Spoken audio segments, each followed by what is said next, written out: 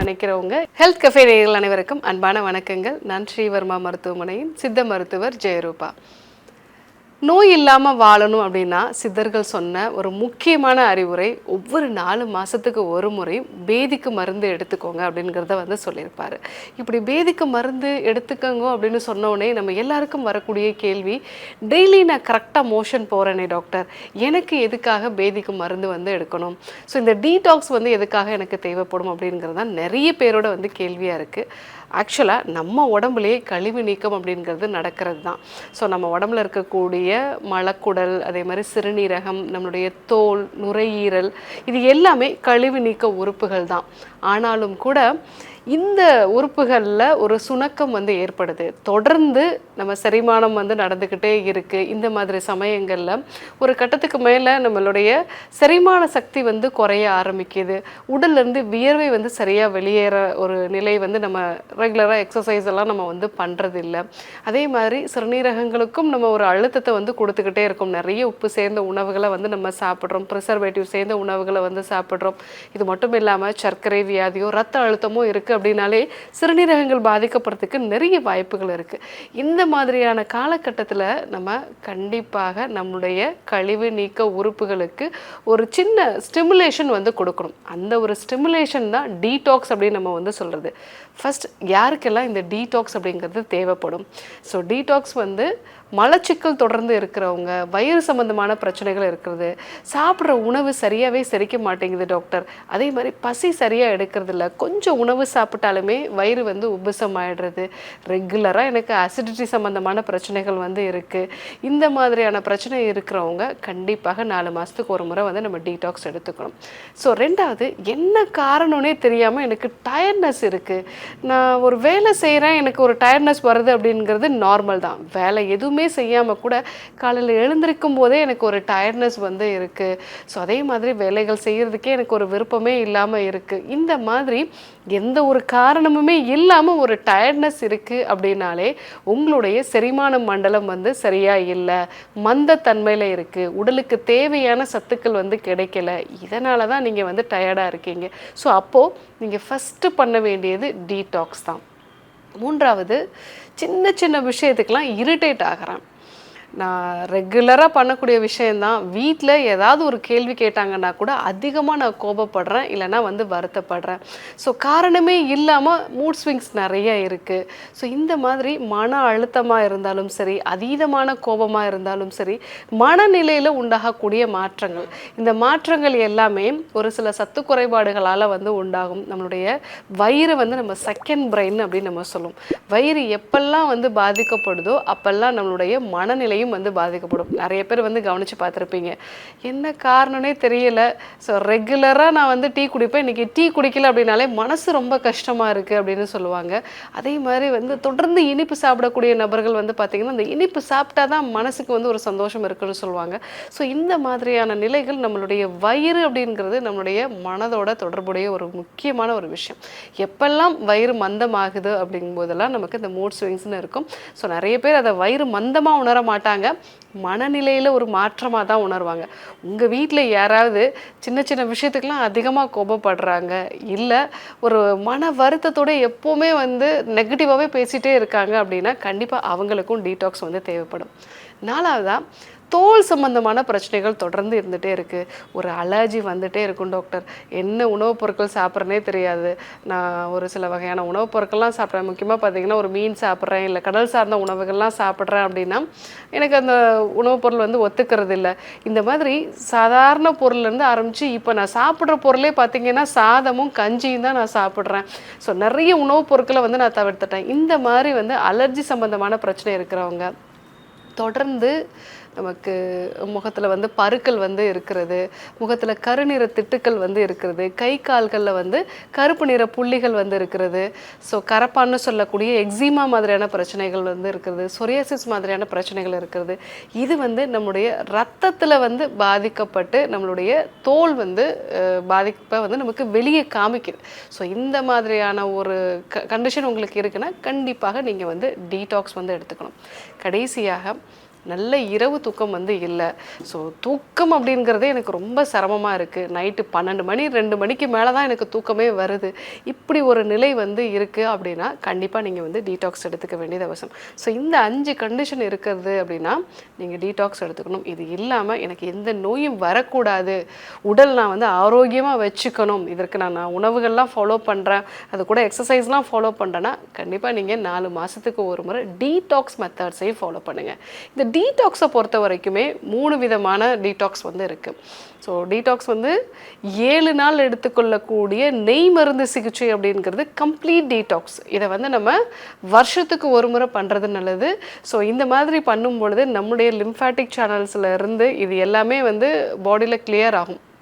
நம்ம பாடியில் வந்து நிணநீர் மண்டலம் அப்படிங்கிற ஒரு விஷயம் இருக்குது. ஸோ உடலில் தோன்றக்கூடிய கழிவுகள், அதே மாதிரி சில உறுப்புகளில் வந்து பார்த்திங்கன்னா இந்த அன்றாடம் வளர்சிதை மாற்றத்தில் கழிவுகள் வந்து உண்டாகும். ஸோ இப்போது 120 நாள் இருக்க வேண்டிய அந்த இரத்த சிவப்பணுக்கள் அதுக்கு மேலே வந்து இருக்குது அப்படின்னா ஸோ அதை வந்து நம்மளுடைய உடல் வந்து அதை வெளியேற்றுறதுக்கான ஒரு முயற்சியை வந்து மேற்கொள்ளும். ஸோ அந்த மாதிரி ஒரு நிலைகளில் அது கழிவுகளாக வந்து தேங்க ஆரம்பிக்கும். இந்த நிலையோடு நம்மளுடைய உணவு முறைகளும் சரியாக இல்லை, உடல்லேருந்து வியர்வை வந்து வெளியேற மாதிரி எக்ஸசைஸ்லாம் நம்ம பண்ணலை அப்படின்னா கழிவுகள் வந்து தேங்க ஆரம்பிச்சிடும். ஸோ அதை வந்து நம்ம நெய் மருந்து சிகிச்சைகள் வந்து கொடுக்கும் பொழுது ரெகுலராக காலையில் வந்து ஒரு 30 ml நெய் எடுத்துக்கணும், அடுத்த நாள் 45 ml, அடுத்த நாள் வந்து 60 ml, இந்த மாதிரி 6 நாள் வந்து நம்ம நெய் எடுத்துட்டு நம்ம குடலை வந்து நம்ம சுத்தி பண்ணுறோம். 7வது நாள் வந்து நம்ம முழுக்க பேதிக்கான ஒரு மருந்து எடுத்துக்கும் பொழுது நம்ம உடம்புல இருக்கக்கூடிய நிணநீர் மண்டலங்கள் வந்து நல்லா வந்து டீடாக்ஸ் வந்து ஆகும். அதே மாதிரி நம்மளுடைய செரிமான மண்டலமும் வந்து டீடாக்ஸ் ஆகும். ஸோ இந்த ஒரு சிகிச்சை முறை அப்படிங்கிறது ஒரு நோய் நிறைய இருக்குது, இல்லை வந்து ரொம்ப பெரிய பிரச்சனைகள்லாம் இருக்குது, உடல் எடையை குறைக்கணும்னு நினைக்கிறேன், எனக்கு நிறைய கிரேவிங்ஸ் வந்து இருக்குது அப்படின்னு சொல்கிறவங்க இந்த 7 நாள் எடுத்துக்கொள்ளக்கூடிய நெய் மருந்து சிகிச்சை வந்து எடுத்துக்கலாம்.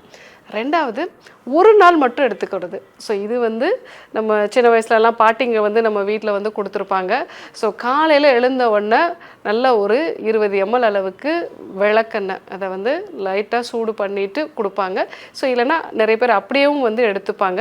ஸோ இந்த விளக்கெண்ணெயோட நம்ம பிஞ்சு கடுக்காயை பொடி பண்ணி வந்து நம்ம எடுத்துக்க சொல்லுவோம். ஒரு டீஸ்பூன் அளவு பிஞ்சு கடுக்காய், அது கூட ஒரு 20 ml அளவுக்கு விளக்கெண்ணெய், உள்ளுக்கு சாப்பிடக்கூடிய விளக்கெண்ணெய். ஸோ ஏன்னா இந்த விளக்கெண்ணெயை தயாரிக்கக்கூடிய விதமும் வந்து ஒன்று இருக்குது. அதை அப்படியே இடித்து எடுக்கிறது வந்து நமக்கு உடலுக்கு பிரச்சனையை வந்து கொடுக்கும். ஸோ அந்த விளக்கெண்ணெயை இடிச்சுட்டு நல்லா தண்ணீரை வந்து கொதிக்க வச்சுட்டு அந்த தண்ணீரில் இந்த ஆமணக்கு விதைகளை வந்து போட்டு அதை காய்ச்சி எடுக்கக்கூடிய எண்ணெய் அப்படிங்கிறது இருக்குது. ஸோ அந்த எண்ணெயை நீங்கள் உள்ளுக்கு பயன்படுத்துனீங்க அப்படின்னா உங்களுக்கு வயிறு வலிலாம் அதிகமாக வராது, சுகமாக வந்து உங்களுக்கு அது பேதி ஆகும். ஸோ நீங்கள் ஒரு 20 ml உள்ளுக்கு சாப்பிடக்கூடிய அந்த காய்ச்சி எடுத்த விளக்கெண்ணெயோட பிஞ்சு கடுக்காய் சூர்ணமும் வந்து ஒரு டீஸ்பூன் அளவு சேர்த்து வந்து காலையில் வெறும் வயிற்றில் வந்து எடுத்துக்கலாம். அடுத்ததாக பார்த்திங்கன்னா ஒரு 1 மணி நேரம் கழித்து கொஞ்சமாக உங்களுக்கு வந்து மோஷன் போக ஆரம்பிக்கும். ஸோ மோஷன் சரியாக ஆரம்பிக்கலை அப்படின்னா நீங்கள் வெது வெதுப்பான வெந்நீர் வந்து குடிக்கலாம். ஒன்ஸ் மோஷன் போக ஆரம்பிச்சிடுச்சு அப்படின்னா நீங்கள் நல்லா நார்மலாக ரூம் டெம்பரேச்சரில் இருக்கக்கூடிய தண்ணீரே வந்து குடிச்சிட்டே இருங்க. ஒரு 3 லிட்டர் அளவுக்கு கொஞ்சம் கொஞ்சமாக நீங்கள் தண்ணீர் குடிச்சிட்டே இருக்கும். ஒரு 5லேருந்து 6 முறை வந்து உங்களுக்கு மோஷன் போகும். மோஷன் போயிட்டு ஆட்டோமேட்டிக்காக அது வந்து கொஞ்சம் கொஞ்சமாக குறைய ஆரம்பிக்கும். அது குறைய ஆரம்பிக்கும் பொழுது நிறைய மோர் வந்து எடுத்துக்கணும் நீங்கள். ஸோ அந்த மோரில் இருக்கக்கூடிய லாக்டோபேசிலஸ் அந்த வகையான பாக்டீரியாக்கள் உங்கள் வயிற்றுக்கு தேவைப்படும்.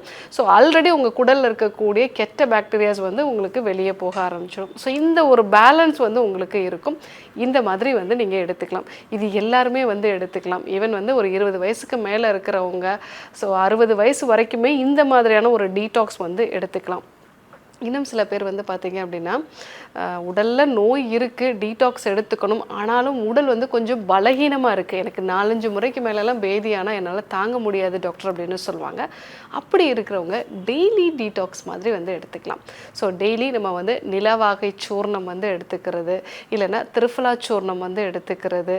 ஸோ இந்த மாதிரியான மருந்துகளை நைட்டில் வந்து நம்ம எடுத்துக்கிட்டோம் அப்படின்னா நம்ம குடல்லேருந்து இந்த கழிவுகள் வந்து வெளியாகும். ஸோ அன்றாடம் இந்த கழிவுகள் முறையாக வெளியாயிடுச்சு அப்படின்னாலே உங்கள் உடல் நல்லா புத்துணர்வு இருக்கும். ஸோ நிறைய பேர் வந்து இந்த மலச்சிக்கல் இருக்கும் பொழுது எல்லாமே எனக்கு மூட்டு வலி அதிகமாகுது டாக்டர், தலைவலி அதிகமாகுது, பசி வந்து சரியாக எடுக்க மாட்டேங்குது, நிறைய கோபப்படுறேன் அப்படின்னு சொல்லுவாங்க. அந்த மாதிரி பிரச்சனை இருக்கிறவங்க, முக்கியமாக இந்த முழங்கால் மூட்டு வலி வந்து இருக்குது, இடுப்பு வலி இருக்குது, செரிமான கோளாறு இருக்குது அப்படின்னு சொல்கிறவங்க எல்லாருமே நைட்டில் தூங்க போகிறதுக்கு முன்னாடி டீடாக்ஸ் சூர்ணமாக வந்து நம்ம எடுத்துக்கலாம். அந்த மாதிரி எடுத்துக்கும் போது குடலில் இருக்கக்கூடிய கழிவுகள் எல்லாமே வந்து வெளியாகும். ஸோ இந்த 3 விதமான டீடாக்ஸை வந்து நம்ம ஃபாலோ பண்ணோம் அப்படின்னா நோய் இல்லாமல் ஆரோக்கியமாக வந்து வாழலாம். ஸோ உடல் எடையை குறைக்கணும், எனக்கு வந்து பெரிய பிரச்சனைகள்லாம் வந்து இருக்குது, அதே சமயத்தில் நான் வந்து நல்ல ஒரு உணவு முறைகளை வந்து ஃபாலோ பண்ணணும்னு நினைக்கிறேன், ஸோ நிறைய ஜங்க் ஃபுட்டெல்லாம் சாப்பிட்றேன், இதெல்லாம் நான் அவாய்ட் பண்ணணும்னு நினைக்கிறவங்க 7 நாள் நெய் மருந்து சிகிச்சை எடுத்துக்கிறது நல்லது. ரெகுலராக நான் ஒரு டீடாக்ஸ் மெத்தடை நான் ஃபாலோ பண்ணணும்னு நினைக்கிறவங்க ஸோ ஆமணக்கெண்ணெய், அதாவது விளக்கெண்ணெயோட பிஞ்சு கடுக்காய் சூர்ணம் சேர்த்து வந்து எடுத்துக்கிறது நல்லது. கொஞ்சம் வயதானவர்கள், 20 வயதுக்கு கம்மியாக இருக்கிறவங்க, இவங்க டீடாக்ஸ் எடுத்துக்கணும்னு நினைக்கிறீங்க அப்படின்னா ஸோ நம்ம ரெகுலராக நிலவாகை சூர்ணமோ இல்லை திரிஃபலா சூர்ணமோ இந்த மாதிரி எடுத்துக்கிறது நல்லது.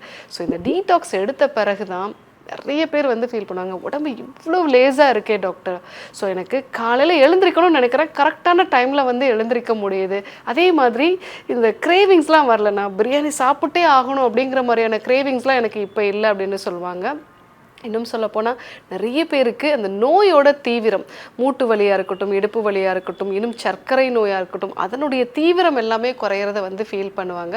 பட் இந்த டீடாக்ஸ் அப்படிங்கிறது நமக்கு கண்டிப்பாக அவசியம். நோய் இல்லாமல் வாழணும், இல்லை நோயிலிருந்து நான் மீண்டு வரணும் அப்படின்னு நினைக்கிறவங்க ஒவ்வொரு 4 மாதத்துக்கு ஒரு முறையும் இந்த டீடாக்ஸை வந்து ஃபாலோ பண்ணுங்கள். அந்த மாதிரி ஃபாலோ பண்ணும்போது கண்டிப்பாக நல்ல மாற்றங்களை வந்து பார்க்கலாம். ஸோ ஆரோக்கியமாக இருக்கக்கூடிய நபர்களுக்கு டீடாக்ஸ்ங்கிறது கண்டிப்பாக அவசியம். இதே போல் ஒரு நல்ல தகவலோடு உங்களை சந்திக்கிறேன். நன்றி, வணக்கம். இந்த வீடியோ உங்களுக்கு பிடிச்சிருந்தா லைக் பண்ணுங்க, ஷேர் பண்ணுங்க, கமெண்ட் பண்ணுங்க. மறக்காம ஹெல்த் கஃபே தமிழ் சேனலை சப்ஸ்கிரைப் பண்ணிட்டு பெல் பட்டனை கிளிக் பண்ணிடுங்க.